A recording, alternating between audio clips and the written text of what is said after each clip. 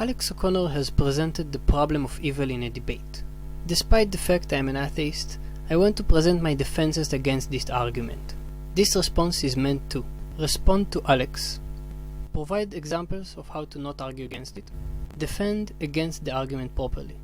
In the debate comes a point where Alex introduces the problem of evil as a reason to not believe in God.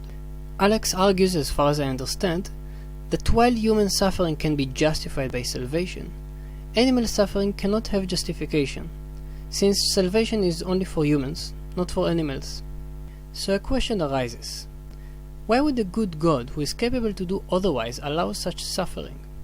I don't think that it's strange that a good and capable God would allow arbitrary and unnecessary suffering. You can simply say that goodness is equivalent to God's will. So if he wills some arbitrary, horrendous suffering, it is good. You may want to say it is a very arbitrary definition of good, but defining good in the first place is already arbitrary. So the question comes, what would you expect if you knew that a good God created the world? What would that world look like? Since we can say that goodness and God's will are equivalent, it would depend on what this goodness or will are like. If they want this exact world, then we should expect this exact outcome.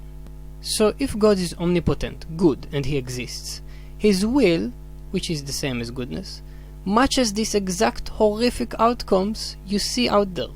It may sound a little grotesque, but it works perfectly well.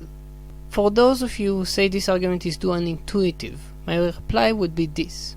I'm sure that many people in ancient times intuited that God is good despite the horrible things he caused and allowed. That is because this intuition is simply not shared by everybody. Wrong ways to argue against the problem of evil.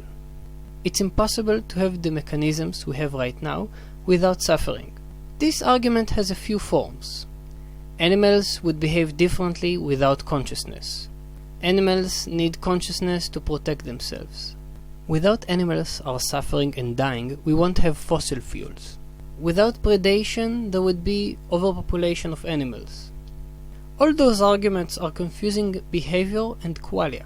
You can have animals that have identical features internally and externally to the ones that already exist, but without the qualia. So you can have all the mechanisms that animals already provide without the suffering itself. Suffering and consciousness is more plausible on theism than atheism. This is an argument for an existence of a God, but not a good one necessarily.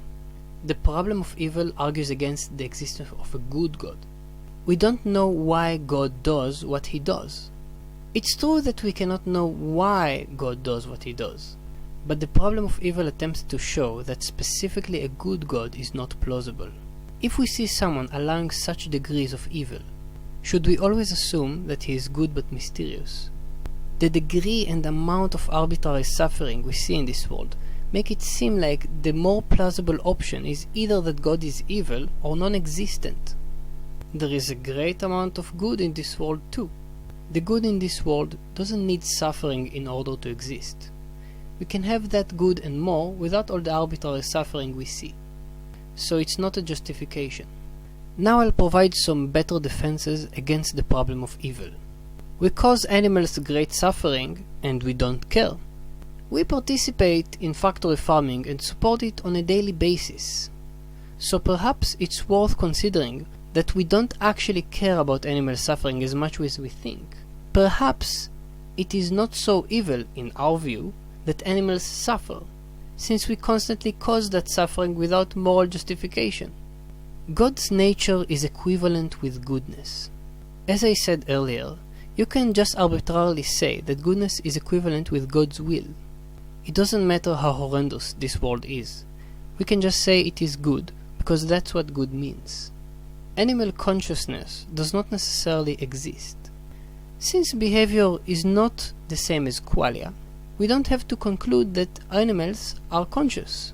Theists can have a fun time with this defense by saying that consciousness is the soul and animals have no soul.